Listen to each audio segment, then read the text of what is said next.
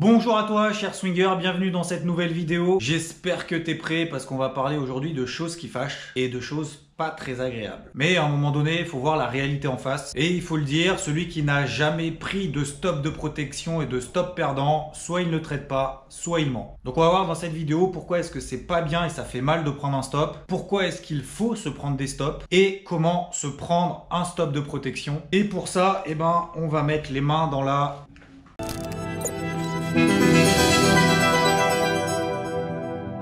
Bon déjà, qu'est-ce qu'un stop de protection? Tu le sais très certainement si tu fais déjà du trading. C'est que lorsque tu prends une position à l'achat ou à la vente, tu places un niveau d'invalidation de prix. C'est-à-dire que tu estimes que tu as eu tort sur ta position et donc que tu prends ta perte. On y reviendra un petit peu plus tard dans cette vidéo. Rentrons directement dans le vif du sujet. Pourquoi est-ce que ça fait mal de prendre un stop de protection? Tout simplement parce que ça fait mal à son ego. Son ego déjà personnel soi-même, que ça soit chez soi ou au bureau. Maintenant qu'on est à peu près tous sur les réseaux sociaux, c'est vrai, quand on partage ses trades, ses prises de position, bien évidemment, ça fait mal d'avoir tort sur sa prise de décision. Ensuite, et bien évidemment, ça fait mal à son portefeuille parce que tout simplement, on perd de l'argent. Après, psychologiquement, c'est vrai que c'est difficile parce qu'on remet en cause, on remet en question son plan de trading et sa prise de décision. Voire même d'ailleurs sa méthode d'intervention si jamais on prend des stops de protection successivement. Et peut-être d'ailleurs, même au-delà de la psychologie, ça te perturbe complètement, tellement d'ailleurs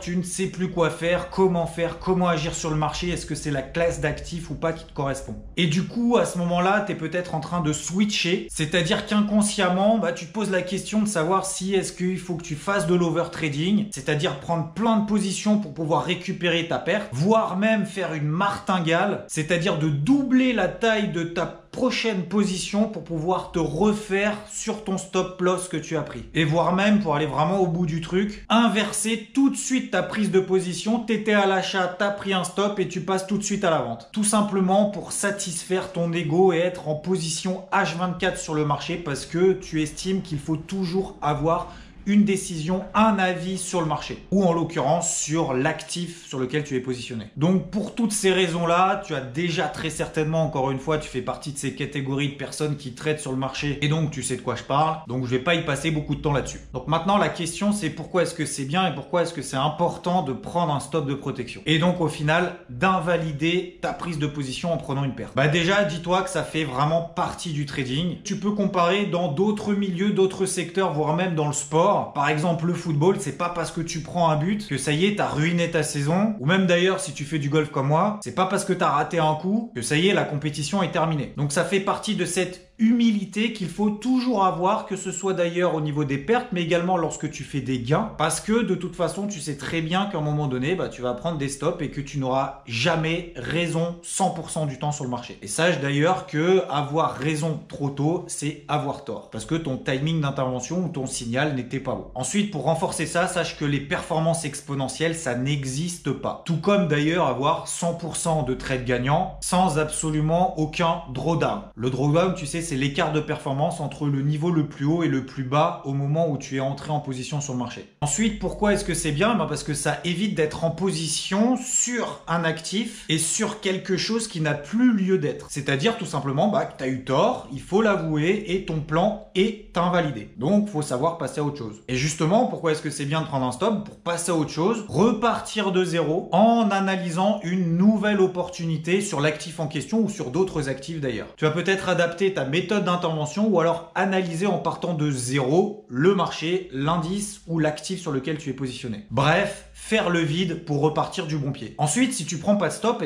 tu vas occuper ton portefeuille et ton capital peut-être pour rien. Et donc, dans ta tête, tu vas rester focalisé sur cette position et pas sur le marché, les opportunités que donne le marché, voire même peut-être les indications que te donne le marché. Et enfin, pourquoi est-ce que c'est bien de se prendre un stop? Parce que ça te permet de saisir des opportunités que tu n'aurais pas vues si tu étais encore en position. Parce que si tu laisses courir une position perdante, par peur de faire encore une bêtise, et le fait d'avoir une position perdante déjà en cours, et bah tu vas complètement finalement être focalisé tel des œillères sur cette position-là. D'autant plus d'ailleurs si tu utilises en plus l'effet de levier. Parce que si tu utilises l'effet de levier, bah là tu vas regarder ton compte défiler en euros. Et si tu as pris une position par exemple sur des unités temps daily, donc en swing trading sur plusieurs jours, donc sur des graphiques des unités temps assez longues, et ben tu vas faire très certainement une erreur que beaucoup font, c'est-à-dire te placer sur ton graphique en 5 minutes ou en 1 minute et te dire ça y est, c'est bon, non c'est pas bon, c'est bon, c'est pas bon, et donc vraiment rester focalisé là-dessus. Et sache que de toute façon, si toi-même tu ne places pas de stop, il y en a de toute façon un. Que tu sois sur les contrats futurs, les CFD ou n'importe quel autre support, et ben le stop, ce sera ton courtier, ce sera ton broker. Parce qu'à un moment donné, il va y avoir un appel de marge. Et ça, c'est le broker tout simplement qui se court d'une position perdante excessive et qui prend pas le risque de conserver la position à ta place et d'assumer lui-même ce risque. Donc c'est le broker qui va couper la position à ta place à un moment donné lorsque c'est beaucoup trop tendu sur ton portefeuille. Donc vaut peut-être mieux que ce soit toi qui invalide ton plan et ta position plutôt que ce soit le broker qui prenne cette décision à ta place. Là encore, au-delà du fait d'un ego, c'est peut-être aussi un manque de responsabilité si tu places pas de stop de protection et que tu invalides pas ton plan toi-même. Donc pour autant, ça veut pas dire que c'est bien de se prendre beaucoup de stops. Et justement, on va voir maintenant comment se prendre un stop de protection. Alors déjà, il faut se prendre un stop de protection sur une invalidation de ton plan de trading. Un plan de trading, c'est que tu décides, bah tiens, à tel niveau, je vais acheter, j'ai un signal sur le marché selon ma méthode d'intervention. J'ai un signal par exemple en données journalières, en daily, et je me dis que si jamais on arrive sur ce niveau-là, et ben ça veut dire tout simplement que j'ai eu tort, je prends ma perte avec mon stop de protection. Et deuxièmement, c'est là où c'est peut-être le plus important, c'est d'un point de vue financier. Il faut que tu raisonnes absolument, et j'en parle très souvent, en pourcentage de ton capital. Donc calcule la taille de ta position en fonction de l'éloignement de ton stop de protection et ça te donnera un pourcentage de perte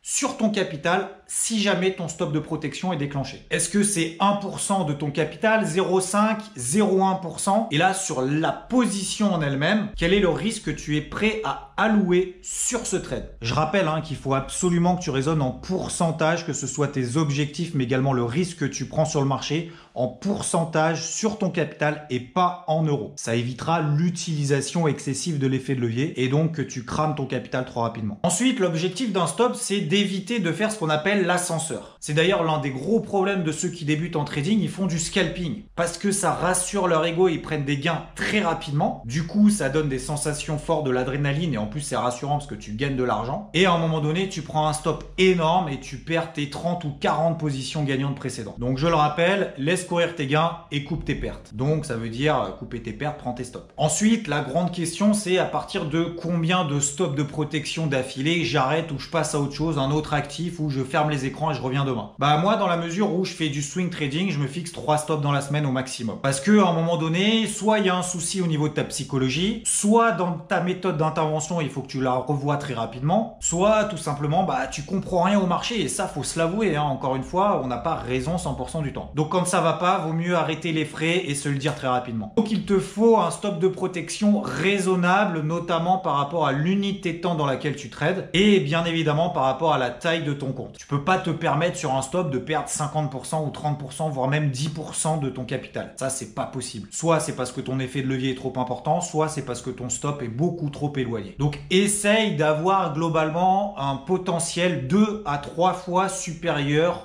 à la taille de ton stop de protection. Comme ça revient toujours à cet adage où on dit laisser courir ses gains et couper ses pertes rapidement. Et enfin, on va pas parler que de mauvaises choses, on peut tout à fait transformer un stop loss, que certains peuvent se dire oui, je suis un loser si je prends un stop, absolument pas, en stop win. Donc en stop gagnant, ou quand je prends mon stop, je gagne de l'argent. C'est tout simplement lorsque tu es en position, au fur et à mesure de l'évolution de ta position, lorsque tu es en plus-value latente, tu vas pouvoir ajuster ton stop loss au-dessus de ton prix d'entrée. Et ça, tu vas le faire au fur et à mesure que ta position va évoluer. Et donc, si tu as à l'achat, ton stop de protection va être au-dessus de ton point d'achat. Et du coup, ça te permettra de laisser courir ta position beaucoup plus facilement parce que tu sauras que cette position-là, tu ne peux pas perdre d'argent. Et ce, tant que ton scénario n'est pas invalidé. Donc à ce moment-là, tu peux l'ajuster heure après heure, jour après jour. Tout dépend bien évidemment de l'unité de temps sur laquelle tu trades. Donc ne doute pas de toi, remets-toi en question. Ne laisse pas tout tomber, ne plaque pas tout sur un trade perdant ou une position qui est en train de mal tourner. Juste ne te mets pas en danger sur chaque trade à chaque fois que tu ouvres une position à cause d'un effet de levier monstrueux et des objectifs raisonnables pour en conséquence avoir un risque raisonnable également et ne risque pas ta vie à chaque fois que tu prends une décision sur le marché, à chaque fois que tu ouvres un trade. Pour ce, si toi comme moi on a déjà pris un stop, n'hésite pas à mettre un pouce vers le haut et t'es pas forcément obligé de mettre un gant pour le faire. Allez, ciao ciao. Et pour ça, on va tout de suite mettre... Oh putain, je vais le refaire, j'arrive pas à le mettre, ça race. Attends.